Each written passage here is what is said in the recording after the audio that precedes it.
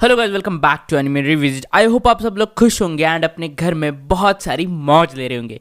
आज के इस एपिसोड में हम देखने वाले सोलो लेवलिंग का एपिसोड 2। अगर आपने पहले वाला एपिसोड नहीं देखा तो प्लीज़ जाके उसे देख लेना, वरना उसके बिना आपको कुछ चीज़ें समझ में नहीं आएगी। तो लास्ट एपिसोड में जैसे हमने देखा था कि संग एंड उसकी जो टीम थी वो उस टेम्पल में फंस चुके हैं एंड एक एक करके लोग मर रहे हैं।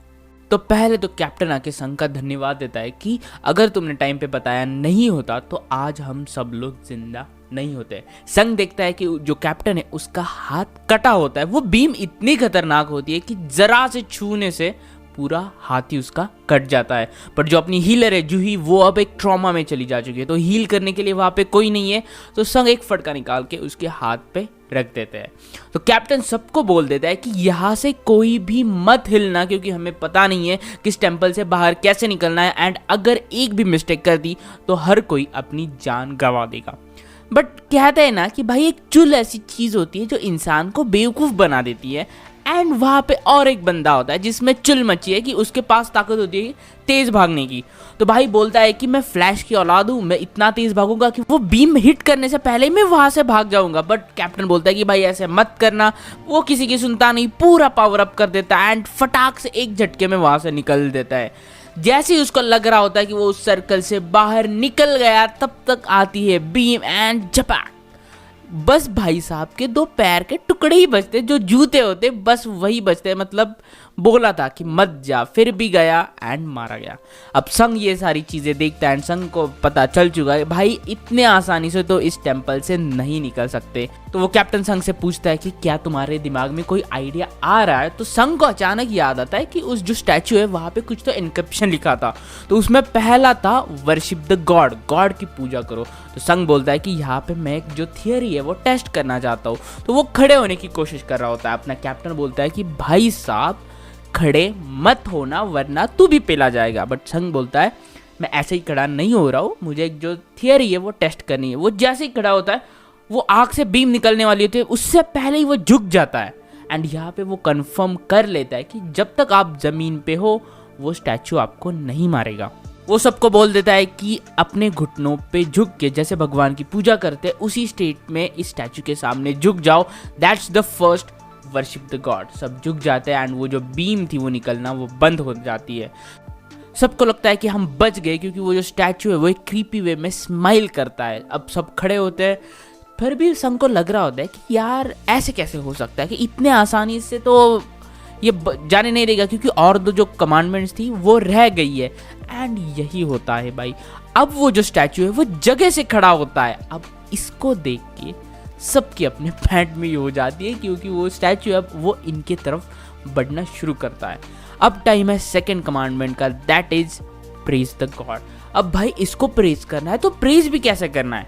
तो उसमें से एक बंदा होता है वो अपनी छाती तन के आगे आता है। वो बोलता है कि भाई मुझे ये सब आता है, मैं उसके सामने बैठ जाऊंगा एंड मैं उसको प्रेज कर दूंगा। तो वो अपने घुटने पे बैठ के कुछ तो बोलने लगता है गॉड को प्रेज करने के लिए। बट थंग सोचता है कि यार ये तो हमारा गॉड है ही नहीं, ये तो एक डेमन गॉड है।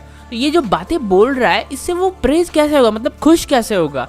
एंड यही होता है, देखते ही देखते वो जो स्टैचू है वो आगे आता है एंड भाई का भरता बना देता है, उसके ऊपर पैर रख देता है। जब तक वो इस शौक से संभालते वहां पे और एक लड़की होती है वो बैठी होती है, उसके ऊपर भी पैर डालता है।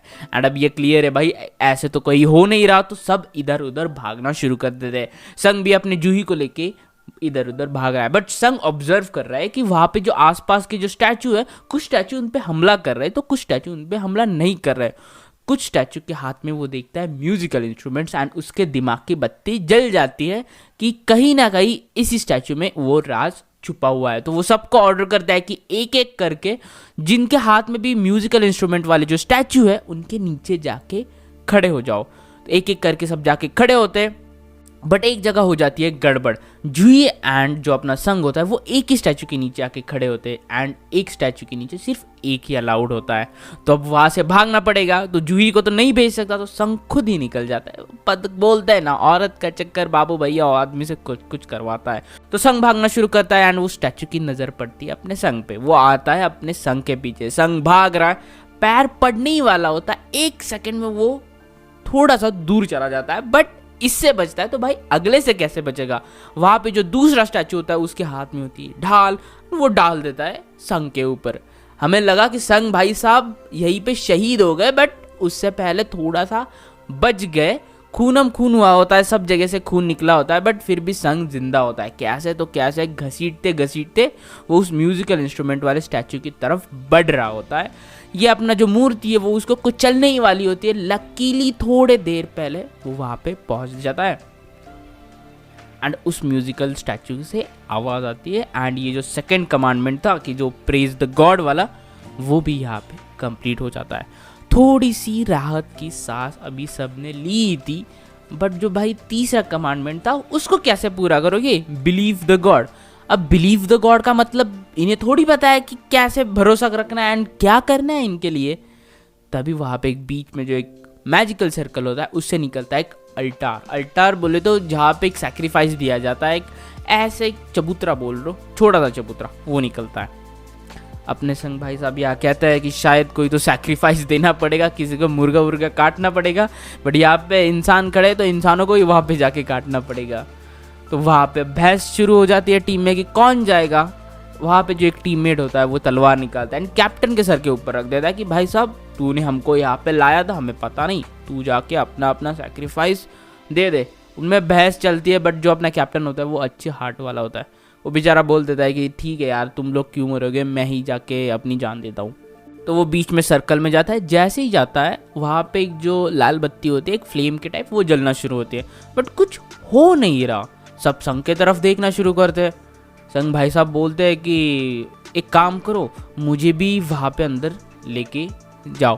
यहाँ पे एक बात होती है कि जो संग का पैर है वो कट चुका होता है। जो पिछले वाली जो ढाल का अटैक हुआ था ना, उसकी वजह से संग का जो पैर था वो कट चुका था। तो संग को कैसे दो लोग वहाँ पे बीच में सर्कल में ले जाते हैं और 3 फ्लेम जल जाती है। एंड फिर यहाँ पे संग के दिमाग में और एक खुराफाती चीज़ आती है कि क्या अगर हम जितने लोग हैं उतनी फ्लेम शायद यहाँ पे जल रही होती। तो वो जो बाहर और 2 लोग खड़े होते हैं उनको भी अंदर बुला लेता है। Now the circle is completed. जितने लोग हैं उतने लोगों की फ्लेम्स वहाँ पे जल रही होती है और एक सर्कल वहाँ पे क्रिएट होता है ब्लू फ्लेम्स वाला। एंड ये जो ब्लू फ्लेम्स वाला सर्कल होता है वो जैसे ही क्रिएट होता है वो वहाँ के जो सारे स्टैचूज होते हैं उनको जिंदा कर देता है। एंड अब वो सारे स्टैचूज इनके तरफ बढ़ना शुरू करते हैं, मतलब मुसीबत पे मुसीबत भाई। एंड अब ये स्टैचू जिंदा नहीं छोड़ेंगे, ये तो उनको मारने ही वाले हैं। संग सबको बोलता है कि किसी भी स्टैचू से नज़र हटाना मत। जब भी हम नज़र हटा रहे हैं ये स्टैचूज अपने तरफ बढ़ रहे हैं। बट भाई हर कोई संग की बात थोड़ी सुनेगा। वहाँ पे एक जो लड़की होती है वो बहुत ज़्यादा डर जाती है उस स्टैचू को देख के एंड वो वहाँ से भाग देती है। तब तक वो जो बाहर का दरवाज़ा होता है वो भी ओपन हो चुका होता है, तो वो दरवाजे से अपनी निकल जाती है। संग बोलता है कि मत जाना, शायद ये ट्रैप हो सकता है। बिलीव द गॉड, हमें पता नहीं कैसे करना है, बट ये ट्रैप हो सकता है। बट संग की बातें कोई नहीं सुन रहा होता है। यहाँ पे जो बाकी सारे लोग होते हैं वो एक एक करके वहाँ से उस सर्कल से भाग जाते हैं। जो भी जा रहा है ना वो फ्लेम एक एक होके कम हो रही है। एंड संग को अब पता चलता है कि जो ब्लू फ्लेम्स है वो एक्चुअली टाइमर है एंड जो अंदर की फ्लेम्स है वो हम है। जब तक ये ब्लू फ्लेम्स ख़त्म नहीं होती हमें इसी सर्कल में रुकना पड़ेगा। बट अब आखिरी के 3 लोग बचे होते हैं, संग, जूही एंड कैप्टन। एंड बहुत सारे स्टैचूज उनके तरफ बढ़ रहे होते हैं। बहुत सारे ब्लाइंड स्पॉट्स होते हैं क्योंकि अगर स्टैचूज के तरफ कंटिन्यूली नहीं देखा जाएगा तो वो स्टैचूज उनके तरफ बढ़ रहा है। तो संग बोलता है कि तुम सब यहाँ से चले जाओ क्योंकि हम सब नहीं जिंदा रहने वाले। जूही मना कर रही होती है वहाँ से जाने के लिए, बट वो कैप्टन से बोलता है कि उसको बेहोश करके वहाँ से ले जाओ। तो वो भी अब कैप्टन चला गया एंड अब आखिर में सिर्फ अपना बचा होता है संग उस सर्कल में। वो सारे स्टैचूज उसके तरफ बढ़ रहे। संग अपनी लाइफ को कोस रहा होता है कि क्यों मैं हंटर बना, क्यों मैं यहाँ पे आया। अगर मैं हंटर बना ही था तो मुझ में स्ट्रॉन्ग पावर क्यों नहीं गई। वो अपनी लाइफ को ऐसे ही कोस रहा होता है एंड जो स्टैचूज है वो फाइनली वहाँ पे आते हैं। एंड भाई साहब संग को इतना पेला गया है कि संग का पूरा सॉन्ग निकाल दिया। आई नो बैड जोक था, बट भाई बहुत पेलते, कभी उसका पैर काटते, कभी उसका हाथ काटते, खून इतना बहता है संग का भाई। एक तो जैसे हम गुलाब जाम में स्पून डाल के खाते हैं ना, वैसे ही उसके छाती में भाला खूब के ऊपर करता है, उसको पूरा खून खून। फाइनली वो जो अल्टार है उस पर उसको फेंक देते हैं, पूरा जो खून होता है वो उस पर फैल जाता है। एक स्टैचू बड़ी सी तलवार लेके अपने संग भाई साहब को मुर्गे की तरह काटने जा रहा होता है, पूरी तलवार डालता है, पूरा ब्लैकआउट दिखाया गया है। मतलब हमें जैसा ही लगता है कि अपने संग भाई साहब मर गए, तभी आखिर में एक नोटिफिकेशन आता है कि आप इस गेम के लिए क्वालिफाई हो चुके हो, आपका हार्ट 2 सेकंड के अंदर रुक जाएगा, क्या आपको रिवाइव करना है। कोई तो यस दबाता है। मतलब भाई साहब इतना टाइम ये कोई गेम शुरू होने वाला है, एंड ये एक एंट्री क्राइटेरिया था भाई। ऐसा एंट्री क्राइटेरिया कौन रखता है? संग की हालत खराब कर दे, हालत क्या भाई, मर गया था बेचारा। अब वी डोंट नो कि कौन सा गेम जो है वो एक्टिवेट हो चुका है, वो हमें नेक्स्ट एपिसोड में पता चलेगा।